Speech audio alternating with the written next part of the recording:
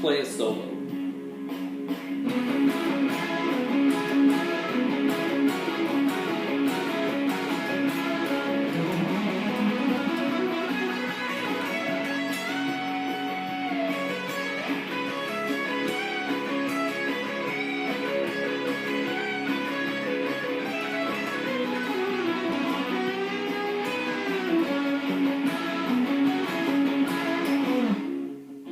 What a tune! What's up, YouTube? It's Ben Eller here again with another free guitar lesson for you guys, showing you how to play another cool solo. Today I want to show you guys how to play Shine by Collective Soul, which is one of those tunes that I remember as soon as I started playing guitar, I wanted to learn this song, and I thought the solo was super, super cool, but of course it was way too hard for me to learn. I actually didn't even learn it for years and years and years. I learned this because one of my students was going to play it with his band for like a concert thing, so he wanted to play the solo exactly like the one on the album, so I went ahead and learned it, figured it out. I thought I'd share the wealth and show you guys how to play it too. I watched a bunch of cover videos on YouTube, and there's some people getting pretty dang close. There's two licks in particular, the two kind of speedy licks in there, that I think people have pretty dang close, but I hope to clarify what's going on in those and get you guys playing those perfectly. So we'll just jump right in. Okay, a couple things about this song before we get started. I'm tuned down a half step. You know, every string on my guitar is tuned down one note. So my E is E flat, my A is A flat, D is D flat, G is G flat, B is B flat, and my high E string is tuned to an E flat. Okay, most of the tabs that you'll find for this song have it notated in drop D flat tuning, which is exactly like what I just told you, only with the low E string tuned down to D flat like this.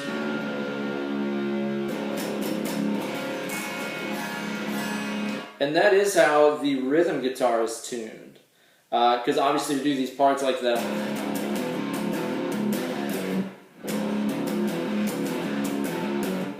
you gotta have that big low D flat note there on the bottom to do that. But you gotta remember that band had more than one guitar player in it, and I am almost certain that the lead guitar player was not in a drop tuning. I'm pretty certain that he played this in standard tuning. Because actually, if you think about it, the only part in the whole song that you need to have in, or that you need to be in a drop tuning to play, is that one part right there. Otherwise, like the main riff,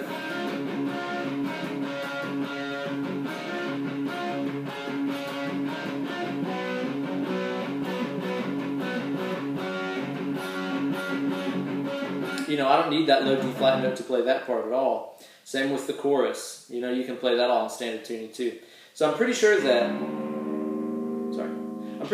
just the rhythm guitar is in drop D flat tuning and the lead guy is in standard E flat tuning. So he's just tuned down a half step. I've watched a couple of live videos of him and tried to look at what position he's playing some of these licks in, and I never see him make the kind of telltale shifts that you would have to make if you're playing this in a drop tuning. So again, I'm not going to swear my life to it, but I'm pretty certain that the lead guy is not using drop tuning for his part. So again, you'll just be tuned down a half step to play this, okay?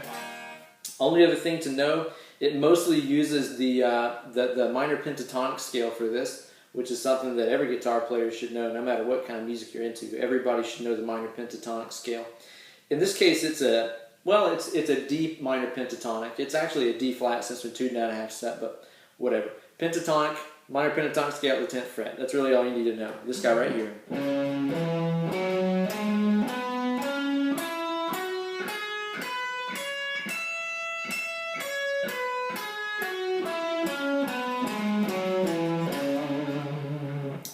If you want to follow along fret-wise there, that's like 10 and 13 on the E string, 10 and 12 on the A, 10 and 12 on the D, 10 and 12 on the G, 10 and 13 on the B, 10 and 13 on high E. And most all of the solo sticks right inside of that box of notes, so good to be familiar with that. Play that up and down a few times to get comfortable with it before you start digging in here. So let's check out the licks that we've got here. I, as usual, crappy handwritten tab for you guys to show you, and I'll show you the tab, that way you can pause it and stuff, and then we'll play through the licks and I'll show you how to play it and stuff. There's one little boo-boo I have on the tab right here, just ignore that. I'll kind of scroll through slowly here so you can see. So you can see the first part right there, you got some double stops on your G and B string. Good classic rock kind of licks. And here's the ending part right there. The reason there's this huge gap is just because I want to kind of break these licks up into, you know, bit by bit parts right there. One more time. Here you go.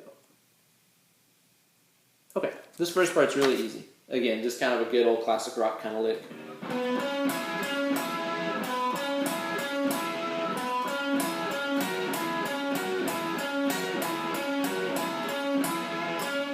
So basically, I'm starting off right here in my D string, fret number 10, then going to the 12. Then what you're going to do after that is bar the 10th fret on your G and B string. So I'm just using my index finger right there to smush down, cover both of those notes. Go back to your 12th on the D. So now you got back to your bar, back to the 12 on the D. Like that. Do that lick again. So far, here's what we got of the solo. Good licks. Here's the next part.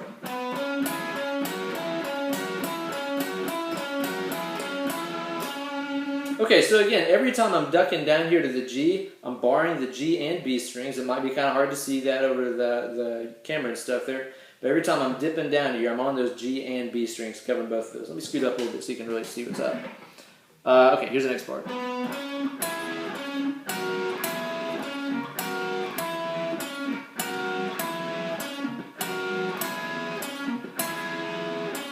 Like that.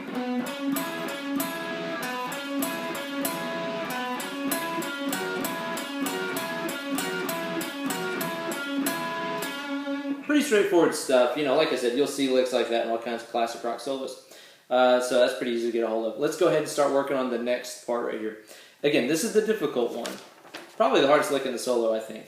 This is the challenging one. But it's not really that bad. We'll kind of analyze it and look at it, and I'll put it in a way that makes it hopefully pretty easy to understand. The tail end of the lick is kind of funky, and that's where I think a lot of tabs and stuff get a little off the track here. But I think what I've got is right. So let's check this out. Here's the run that we're working on right now. These two lines. This is what we're going to be working on next. So again, it's pretty much a straight walk up that pentatonic scale that we were talking about. I'll kind of scroll through here again. Okay. And then here's this bottom line. Like I said, this bottom one gets a little funky. We'll go in depth about that. Timing's weird too. Now, the key to understanding this lick is to know that it's based on, I guess you could say a formula. You know what I mean? It's sort of based on a formula or a pattern that you just apply to that pentatonic scale and play all the way through it. Sometimes people call these kinds of licks sequenced licks. You've probably heard stuff like that, where I'm going forward 3 notes and back 1. Forward 3 notes, back a note. Forward 3 notes, back a note. That's an example of a sequence lick, or formula lick, as some people call them. Here's the deal. Here's the formula that you're going to use, and just take it all the way through that pentatonic scale. It goes like this. So what I'm doing here is I'm using 2 strings, my E string and my A string. I start off by playing both of the notes on the first string.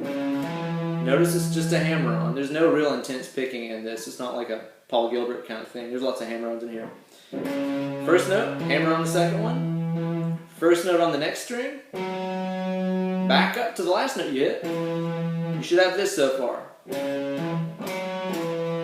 Hammer on, next string, back string. The last part of the sequence is to do the next string down, both notes. So both notes, one note, go back, both notes. I'm going to play that through a few times for you. I'll play it kind of slow. Again, here's close up. Hammer on, hammer on. Now basically what you're going to do is take that formula that you've just played and just play it through that entire scale pattern. You know, so you got to be mindful of the, I guess you could say the finger positions, the finger shapes that you're going through. You're not going to be playing, you know, the exact same fingering shapes. You're not doing that. You have to mold it to fit the part of the scale you're in. So like for the next 2 strings, you're going to do, again, think about that scale pattern. It goes, just stay inside of those tracks, man. Stay inside of that pattern. And apply that formula that we learned. Here's the next one. Again, just start off on the D string. Just playing through that sequence. Next part. Next part. Next part. So far we got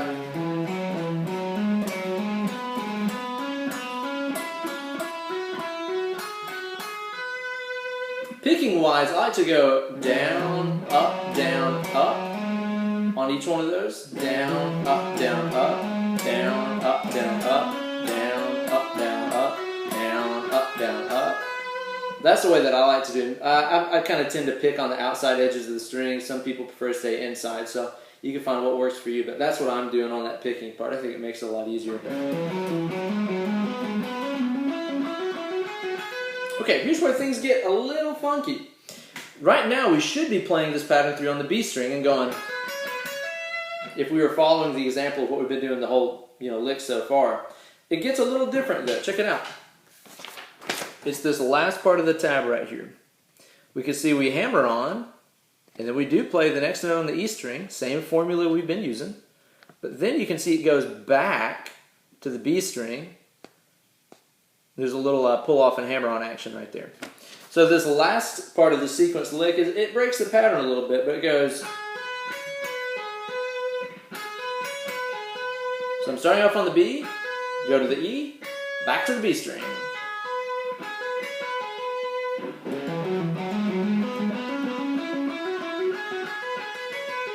That's what we should have. Okay, there we go.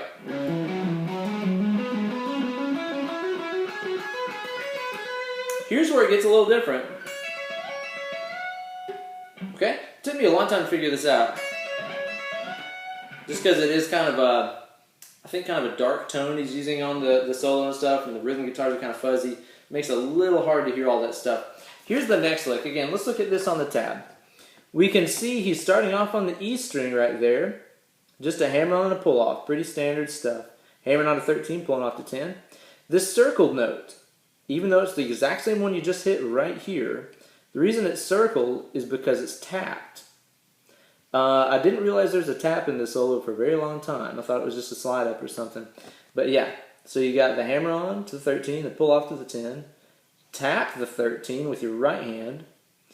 I put the 15 in parentheses right here because he kind of slides up to it. It's sort of an indeterminate kind of thing. It just sounds like he taps the note and then he's scooting back here so you can pick again. So it doesn't necessarily like end on 15 or like stop there and sit there. He's just kind of there for a second and then gone. So that's why I put that in parentheses. Okay, so from the tap. You tap on the 13 there, slide it up to about 15, pulling back off to 10, hammer on to 13, pull off to 10. I think it's easier just to play this and show you than just kind of verbally describe it and stuff. Should end up like this.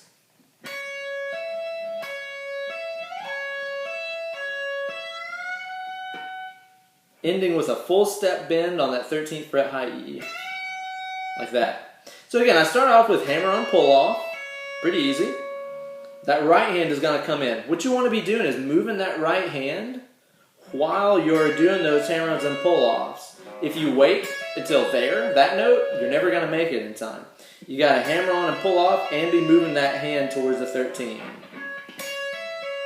Like that. See how I was already moving my hand over?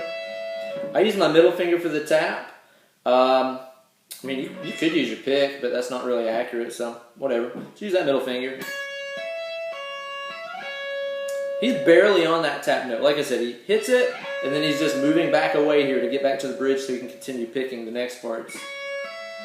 So you tap 13, slide up. That pulls you off to the 10 that you're already holding down here. After that, hammer on, pull off. So you can kind of think of it as just being this lick, tap, that lick again. That wasn't exactly right, but whatever. There you go. After you do that, grab that 13 and bend it up a whole step. Ooh, that was a juicy one.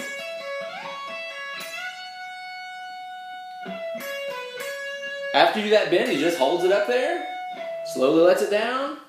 You got the 10 down there on the E, 13 up here on the B, back to 10 on the E. So this whole sequence lick, like I said, I want to go in detail on this one because it is probably the hardest one in the solo. You start off with that standard formula. You run it all the way up until you get to the B string. The one we do on the B string is the one that's kind of different. And then we got this funky tap thing that we do. I'll play it through kind of slow. So here's our sequence part, starting off on the E, A string, D string, G string. Here's where it gets different. Then we do our tap thing.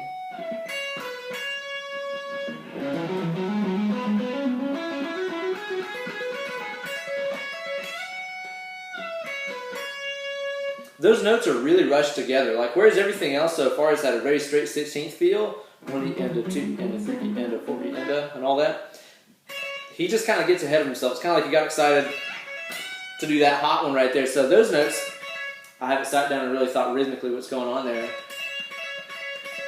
But it's just a quick hammer on and pull off. Like that. So you do kind of have to rush those to get them to sound right. Okay, that's the hardest one. So if you can do that, you're good. Sit down and practice that with a metronome a little bit. Here's the next parts of the solo. Let me get this off this clipboard here. Okay, so these right here are very easy to play. I just found them more difficult to memorize than anything because it's a bunch of licks that are pretty similar to each other. It's like they all use the 13 and 15 on the B, the 13 on the E, and then they have a little bend on the 15th E. So they're all really similar. They're not really hard to play. It's just more of a memorizational challenge than anything. That's pretty easy though. You can see all those conclude with a little, half step bend, which is immediately let down right there. And then this last one doesn't have a bend because it goes right into the next lick. Okay, here's how it sounds.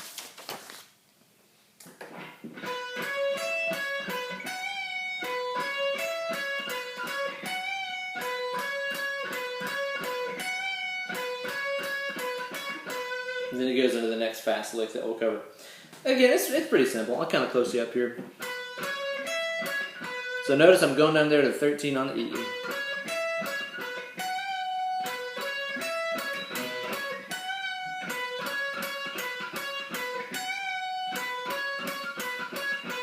Just make sure that little 15th fret bend, there's just a sassy little half step thing. I see some that are like, which, I mean, it doesn't sound bad, that note's in key and stuff, but you want that bluesy half step bend right there to make it sound a little bit more dirty.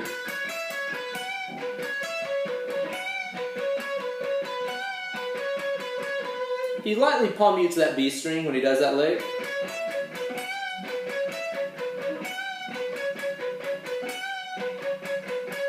So get a little palm mute on there. With that B string, it's really easy to just totally choke it out. So you got to be way far back at the bridge there to play that and get it palm muted and not just choke it out like that. So a little bit of palm muting, you're good. So here's the last lick of the solo that's difficult. The ones after that are really easy. And again, this is where it gets a little weird. He does hit a few notes that are out of the scale right here, but they sound cool, so who cares? It just goes to show you, if you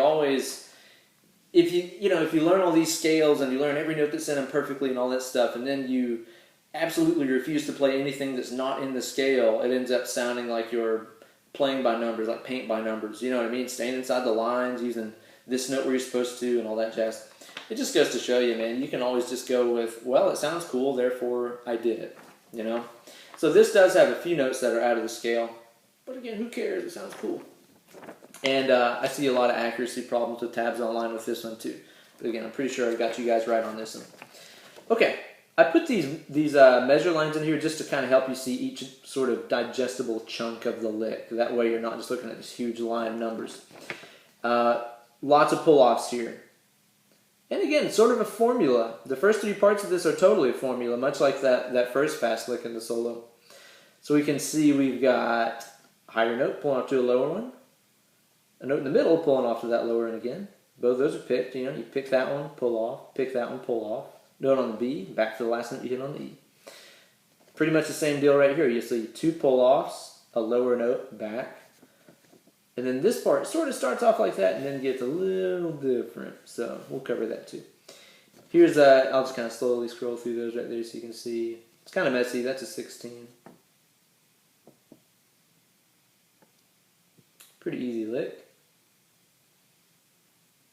Like I said, this one's a little different. It's kind of sliding there. And it concludes with this big bluesy bend right here. Okay, let's check this out. This lick sounds like this.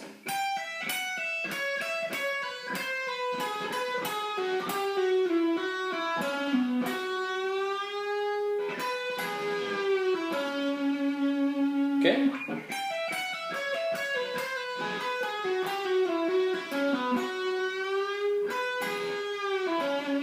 It's cool too because like when you play it slow like that, you can really hear the ones that aren't in key. They really stick out.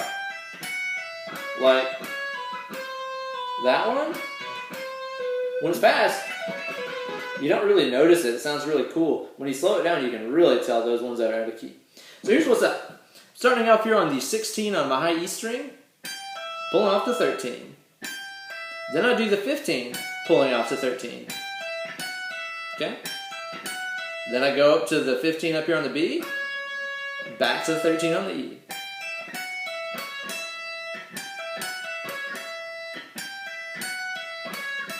That's followed by the next chunk of the lick right here. We're going to just scoot up here to the B string. Notice I've got the 15 and the 13 fretted. Hitting the 15, pulling off the 13. Then you're going to do 14, pulling off the 13. Again, there's that really out of key note, but it sounds cool. Grabbing the 14 up here on the G, back to the 13 on the B. So now we got... Ooh, kind of choked on that there. Let's try it again.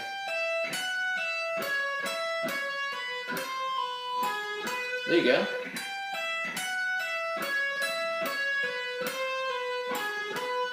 Now the next one makes you think he's doing the same thing on the next string, like, it's not something I know, but he changes it up a little bit. It's gonna be like this. Let's see, find that on the tab.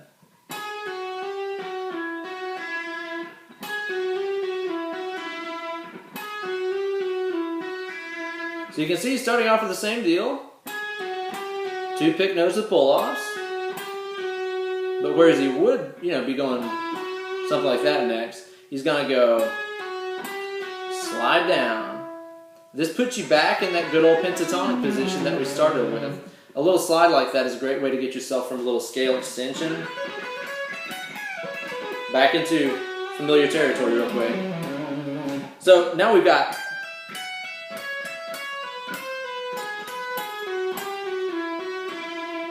I'll play it again slowly here.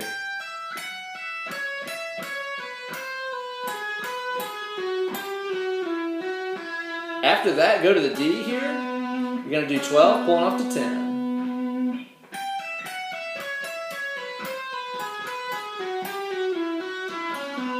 Okay?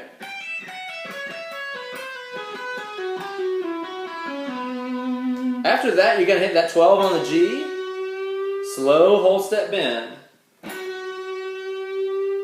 That bend happens off beat, by the way. It doesn't happen totally metrically, like perfectly on.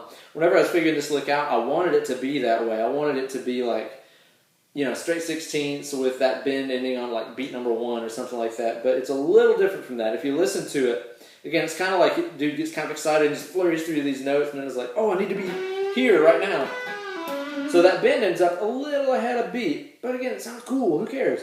So whenever you play this, you're going to feel like, I'm missing a few notes here. It feels like there should be a few more before you hit that bend. But there's not.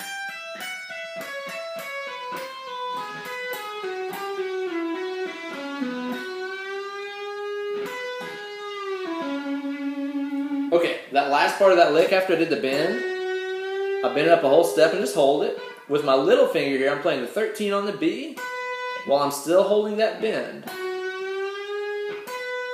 Pick the bent note again, let it down. Pull off the 10, 12 on the D. There you go. The very last part of the solo kind of brings you back to the same feel that you had when you started the solo with those like double stops. You know, he kind of wraps this up the same way he got you into it. That's a cool way to build continuity with the solo. Here's these last couple parts. Again, they're really easy to play. It's really just a memorizational battle more than anything. Two of those 12s on the D, little double stop right here. 10-12 on the D. You can see this, you're grabbing a double stop here, 12 on your G and B strings. Quick half step bend. Double stop on 10. Two more of those 12 fret Ds. Double stop on 10. 12 and 10 on the D to finish. Sounds like this.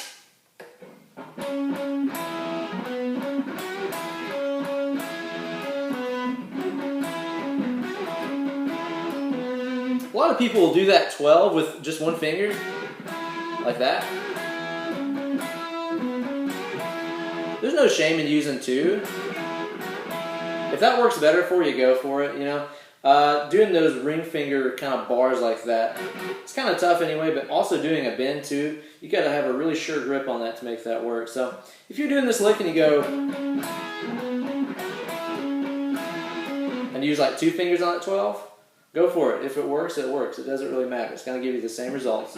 Just make sure that you're bending both notes equally, that you don't have one totally like running off, something like that. You want them to both be bending pretty equally if you can. And that's it. That's the whole solo. Okay, so yeah, it's a great one, man. Like I said, I always enjoyed this solo a lot. I wanted to learn how to play it right away, but of course there was a pretty long time before I could play it right. And I hope that shares some insight. I hope that lets you guys know how to play those licks correctly and stuff.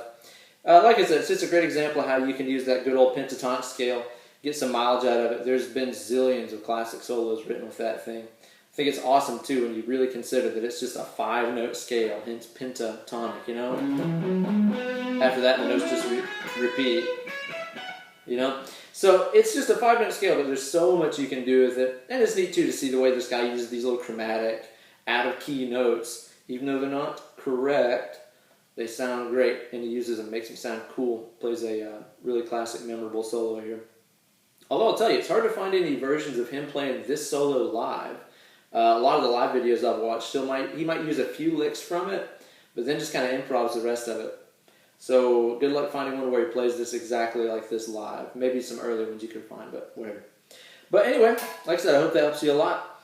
Share this on your social media of choice, whether that be message boards or Twitter or Facebook or whatever. Share it up. Hit me up if you want some individual lessons. I teach via Skype to the whole world. We can work on all kinds of stuff like theory and technique and just whatever it is that you're wanting to cover. I'd love to tackle it with you. So send me a message on here. We'll set up some Skype lessons. Flexible hours, reasonable rates, and I'm such a nice guy. You'll love it. Yeah, thanks so much. Subscribe to my channel. Stay tuned for more videos and more lessons and stuff, and I will see you guys later. Take it easy.